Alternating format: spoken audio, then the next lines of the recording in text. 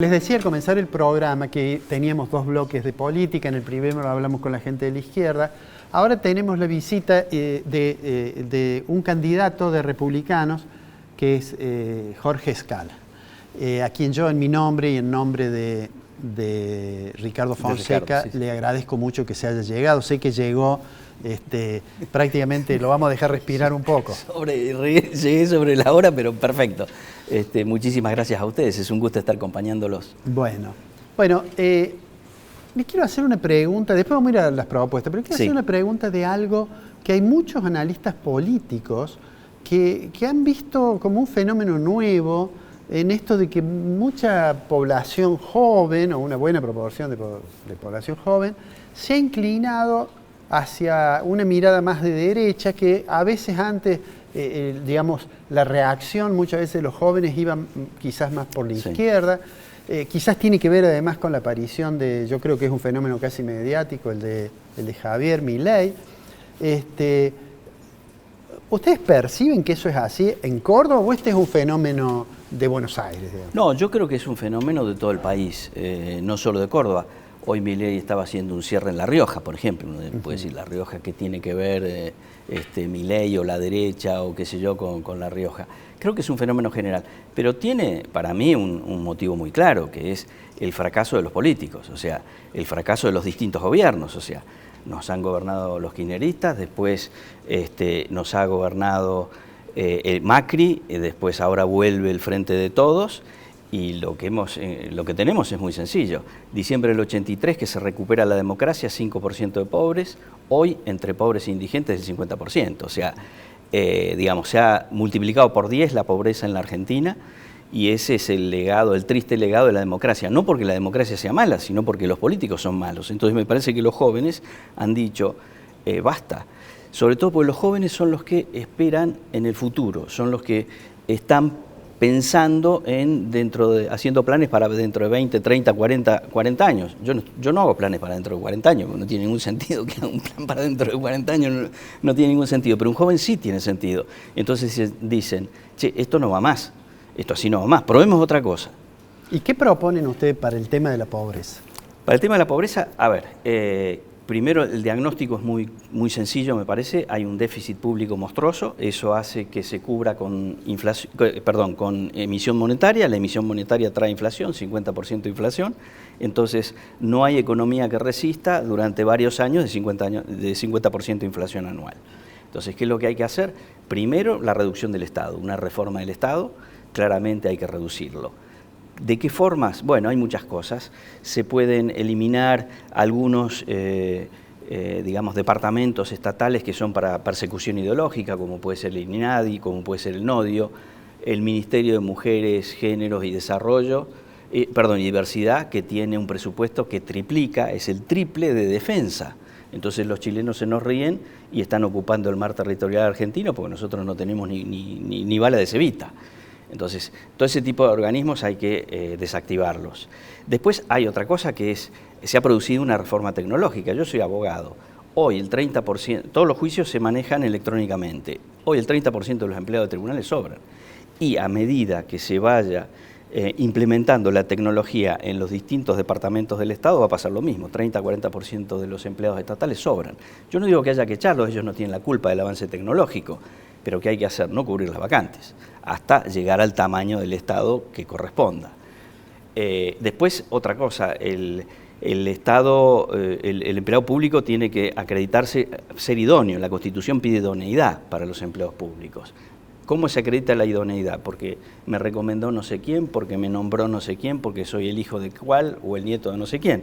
No, concurso para ingresar a la administración pública y concursos cada 5 años para ver si yo estoy capacitado para continuar en ese puesto de trabajo con la modernización y los cambios tecnológicos que hacen que a lo mejor hoy yo estoy capacitado para este puesto, pero dentro de 5 años no, si no me he capacitado. Entonces, un achicamiento del Estado. Segundo punto, una reforma fiscal potente. Hoy cualquier persona que trabaja, si pagara todos los impuestos, pagaría más que lo que factura, y esto es inviable. Tenemos 180 impuestos entre nacionales, provinciales y municipales. ¿Qué hay que hacer? Eliminar la mayoría de los impuestos, simplificar, 2 impuestos municipales, 2 provinciales, 2 nacionales, de fácil recaudación y de fácil control.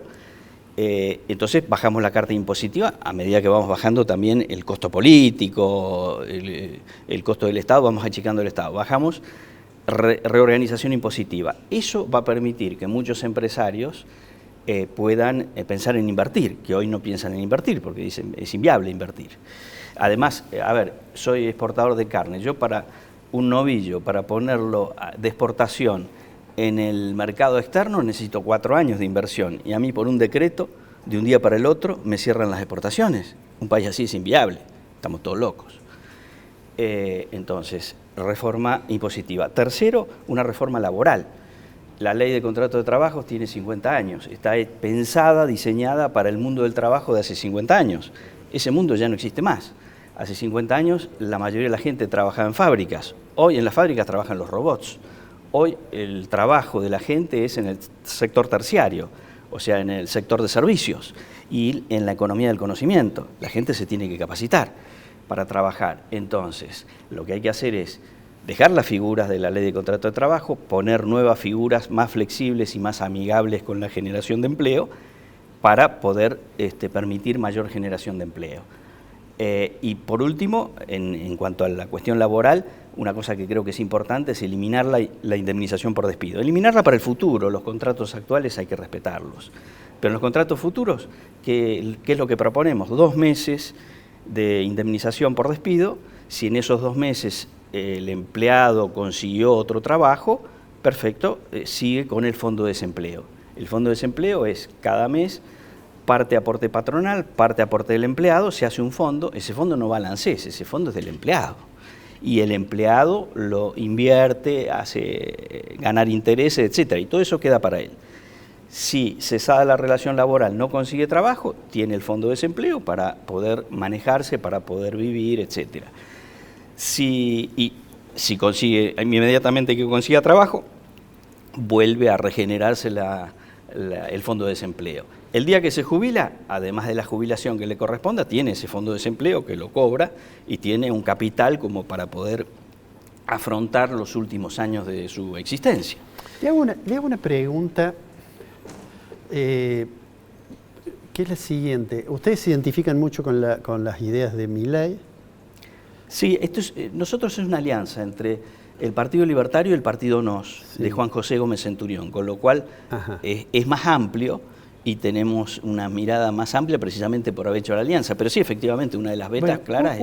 Una de las propuestas que hace, a partir de, digamos, de mirar el fenómeno inflacionario como una consecuencia directa de la cantidad nominal de dinero en la economía, Milei dice, lo que tenemos que hacer es cerrar el Banco Central.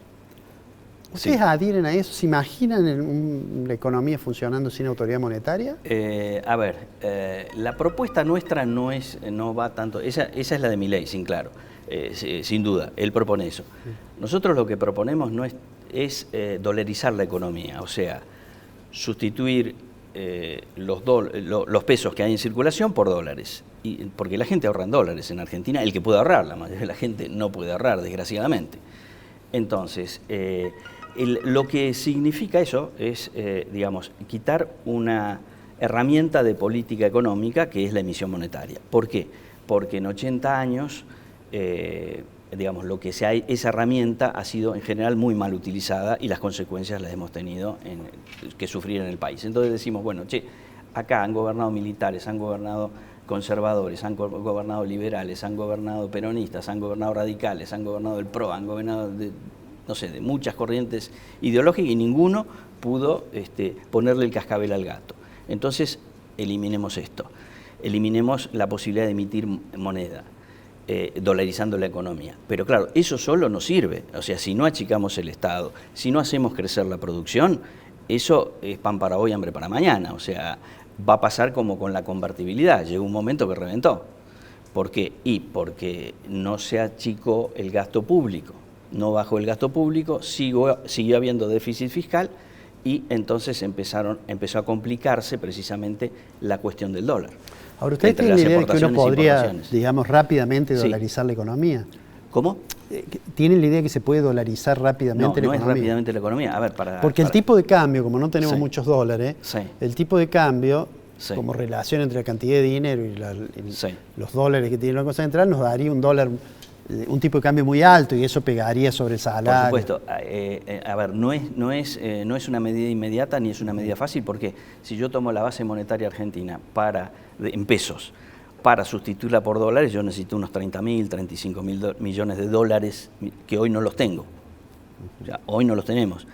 Hubiera sido la oportunidad a lo mejor cuando se hizo el acuerdo con el Fondo Monetario Internacional, esa plata en lugar de dedicarla... El acuerdo de Macri. El acuerdo de Macri, en lugar de dedicar a pagarle el ICI y LEVAC, que se hubiera dedicado a dolarizar la economía. Hoy eso es muy difícil, yo creo que es el principal escollo es ese, ¿dónde consigo los 30.000 millones de dólares para poder hacer la sustitución? Porque si yo no hago la sustitución no estoy dolarizando la economía.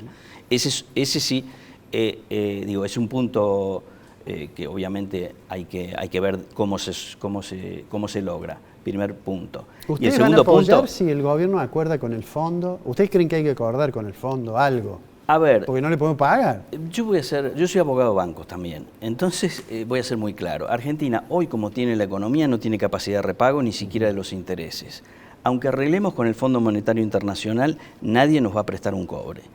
¿Por qué? Porque hay que hacer las reformas esas de las que hablábamos, que permitan que la Argentina sea creíble porque tenga capacidad de pago. Un banco no le da un préstamo a una persona, puede tener un capital, un campo que vale millones y millones y millones de dólares, pero si no tiene capacidad de pago, yo no le presto la plata, porque al banco no le interesa un campo, porque el negocio del banco es prestar plata. Y no es vender campos o hacer producir campos. Entonces, esto es lo que pasa con Argentina. El acuerdo con el fondo, si a mí me preguntan, es totalmente secundario, porque repito, mientras no hagamos lo que tenemos que hacer para ser creíbles y para que nuestra economía sea creíble, no para no versear, digamos, sino para que nuestra economía sea sustentable, entonces da lo mismo hacer el acuerdo o no, porque es que no vamos a lograr ninguna ventaja especial. Ahora, si usted es diputado y el gobierno, como el tema tiene que ir al Parlamento, y el gobierno envía el proyecto de acuerdo con el fondo, ¿ustedes lo van a votar a favor? Si es en condiciones razonables, sí. Van a analizar si es un... Sí, las condiciones, hay que ver las condiciones, qué sé yo.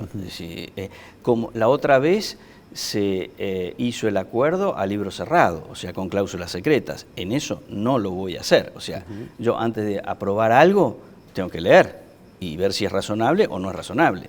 Entonces, si es razonable, con todo gusto lo firmo. Pero repito, si no se hacen las otras reformas, es pan para hoy, hambre para mañana. ¿Les va a ir bien en la elección? Espero que sí. A ver, todo el mundo, todos los candidatos esperan eso, ¿verdad? Pero yo creo que hay, dos cosas. Creo que hay un hartazgo muy grande de la gente común. En esta campaña hemos recorrido las principales ciudades del interior, charlado con gente, hablado con periodistas, y la verdad que hay un hartazgo muy grande. Esto es un hecho. Y además un hartazgo diciendo, ni Macri, ni el Frente de Todos, ni el schiarettismo, que en el fondo se votan todas las mismas leyes, nos han solucionado nada. Hay que buscar algo nuevo. Ustedes son lo nuevo porque son personas que vienen de la calle, de la actividad privada, saben lo que hay que hacer, tienen ética. A mí me pueden googlear, no tengo ningún problema, no tengo nada que ocultar. Otros candidatos, doctor, no sé si podrán. Le agradezco mucho que se haya llegado, sé que llegó corriendo, y le agradezco mi nombre y el nombre de Ricardo. Y seguramente después de la elección, en algún momento haremos una evaluación y los estaremos invitando para que nos den su opinión. Muchísimas gracias. No, al contrario, gracias a ustedes y me alegro que Ricardo esté mejorando de salud. Está mejor.